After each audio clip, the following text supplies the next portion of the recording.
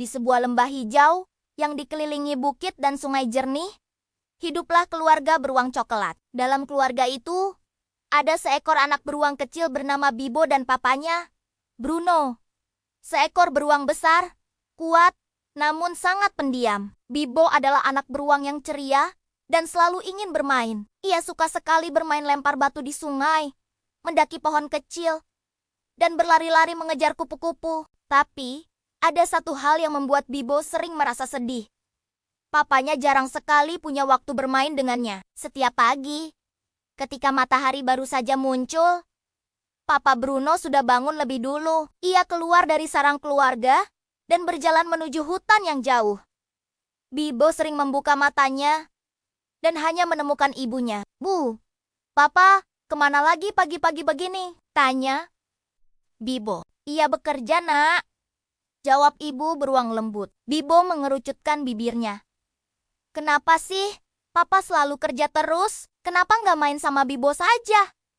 Papa itu tidak berguna," gumamnya pelan. Ibu terkejut mendengarnya. "Bibo, jangan bilang begitu. Papamu bekerja untuk kita." Tapi hati anak kecil itu belum mengerti. Ia merasa papanya tidak peduli sama sekali. Suatu sore, Bibo ingin sekali menunjukkan trik barunya. Ia berhasil memungut 3 batu sungai sekaligus dengan satu cakar kecilnya. "Papa! Papa! Lihat Bibo!" serunya. Namun, sarang mereka kosong. Papa belum pulang. Bibo menunggu dan menunggu sampai langit berubah menjadi jingga.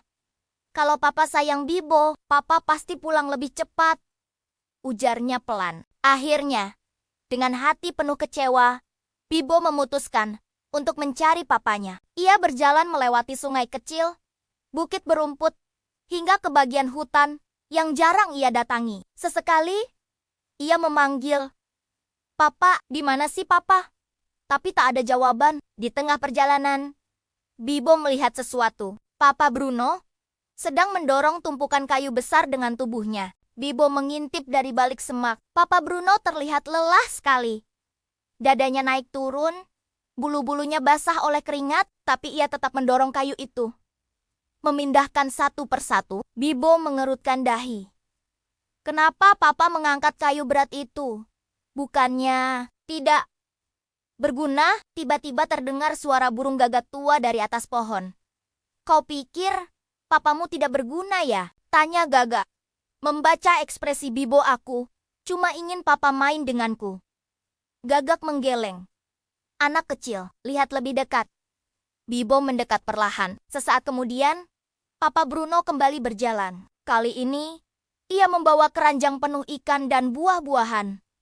Ia terlihat sangat lelah hingga langkahnya goyah. "Ternyata Papa pergi jauh untuk mencari makanan," bisik Bibo. Gagak berkata lagi, "Bukan hanya itu, papamu sedang membangun sesuatu." "Bangunan apa?" "Kau lihat kayu-kayu itu? Papamu sedang membuat tempat berlindung khusus untukmu." Pohon-pohon di sekitar lembah mulai tumbang karena angin besar. "Papamu ingin kau tetap aman." Bibo terdiam. Ia melihat papanya mendongak ke langit, menghela napas panjang, lalu melanjutkan pekerjaan. Bahkan, ketika malam hampir tiba, "Kenapa Papa tidak pernah cerita?" tanya Bibo lirih. "Terkadang, cinta tidak perlu kata-kata," jawab Gagak bijak. Saat Bibo hendak menyapa papanya, tiba-tiba terdengar suara kraa. Sebuah batang kayu besar tergelincir dan hampir jatuh menimpa papanya. "Ayah!" teriak Bibo panik. Bruno menoleh, tapi terlambat kayu itu jatuh. "Braa, beruntung." Bibo melompat cepat dan mendorong papanya keluar dari bahaya. Papa Bruno terkejut melihatnya. "Bibo, apa yang kau lakukan di sini?" Papa hampir tertimpa," kata Bibo sambil terengah-engah. Papa memeluk anaknya dengan erat. Meski ia masih bingung. "Papa, kenapa Papa kerja sampai malam? Kenapa Papa tidak pernah bilang?" tanya Bibo di dalam pelukan papanya. Papa tersenyum kecil, lelah namun hangat. "Papa ingin kau hidup nyaman, Nak. Papa ingin kau punya makanan yang cukup, tempat tinggal yang aman, semuanya." Tapi Bibo pikir, Papa tidak peduli Bibo. Bruno tersenyum dan mengusap kepala anaknya. Justru, karena Papa peduli, Papa bekerja keras. Maafkan Papa, kalau membuatmu merasa sendiri. Bibo mulai menangis. Memeluk papanya sangat erat. Papa, maaf. Bibo salah.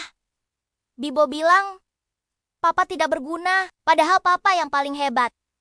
Terima kasih sudah berjuang untuk Bibo. Bruno membalas pelukan itu dengan lebih erat. Kau adalah alasan Papa bekerja keras. Kau adalah kebahagiaan Papa. Sejak hari itu, Bibo tidak pernah lagi meremehkan papanya. Ia mulai ikut membantu papanya membawa kayu kecil, mengumpulkan buah, dan membersihkan sarang mereka. Walaupun ia tidak sekuat Papa Bruno, ia selalu berusaha, dan Papa Bruno pun berjanji. Setiap sore, sebelum bekerja lagi, Papa akan meluangkan waktu bermain dengan Bibo. Mereka pun sering bermain lempar batu sungai bersama, tertawa bersama, dan menikmati kebersamaan yang selama ini hilang. Bibo akhirnya mengerti. Kasih sayang tidak selalu terlihat dari waktu yang banyak. Kadang cinta adalah usaha yang tidak terlihat. Dan sejak itu, di seluruh lembah, semua binatang tahu Bibo memiliki papa paling hebat di dunia. Terima kasih sudah menonton. Sampai jumpa di cerita selanjutnya.